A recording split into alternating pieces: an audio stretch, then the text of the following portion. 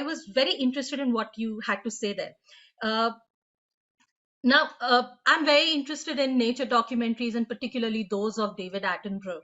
And while I know human beings are different, animals are different, and there's this whole conversation that goes on around that, he says that interfering in nature's processes is not something that a filmmaker should do. So there is this entire film where penguins are getting, affected, and they're trapped in some kind of, they're trapped in between stones, and they're about to be eaten alive by a predator. But the cameraman and the crew cannot go and interfere, because that's not something they are supposed to do. It's supposed to be a rule of the kind of filmmaking they do. Uh, do you think that should play somewhere in documentary filmmaking as a whole, whoever the subject may be? Okay.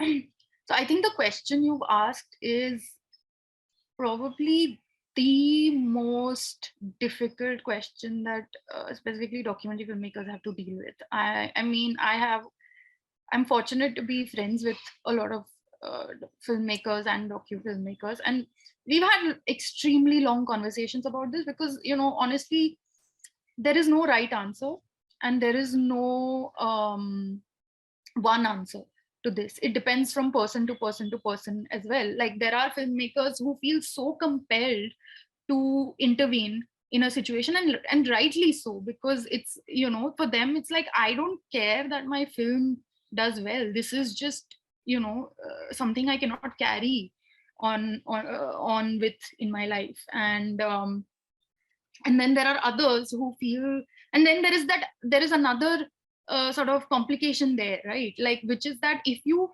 are there to capture a story so that you can take it to a large number of people, so that there is a larger impact, as opposed to the small intervention that you might do in that moment, which might save one life. I'm just, this seems hypothetical, but actually this is a very, very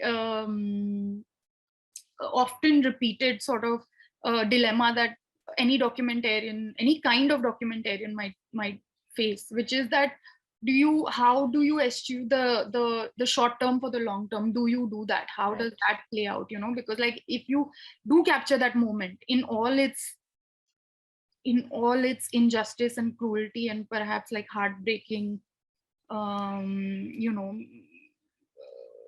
goriness, then the effect it may have on the consciousness of a larger number of people might create a larger impact. I mean, these are things which, and that's the burden you have to carry as someone who's telling these stories. But personally, if you were to ask me, this is the reason I wouldn't want to make a film like this.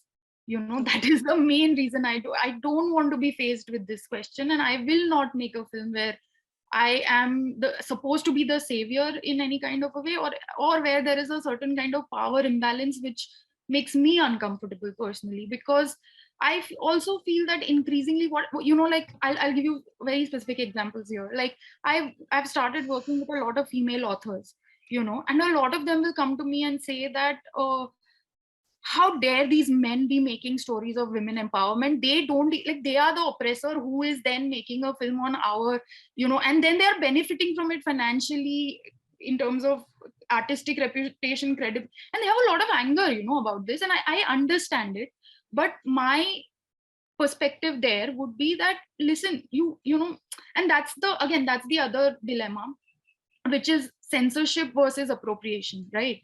That starts happening. Should I say this about someone, whatever. So again, there are no right answers, and I usually tell them that, instead of trying to stop someone from saying something, let us try to create opportunities to give voice to people, and and sort of project voices which have until now been not had the privilege to be heard. So in giving these examples, what I'm trying to say is that there are no convenient clean answers. There are very difficult answers, and there are very difficult problems that we need to kind of put our heads together and think about. I and like there is a lot, like lot of first person accounts of how people tend to approach it. Thank you so much. Aisha,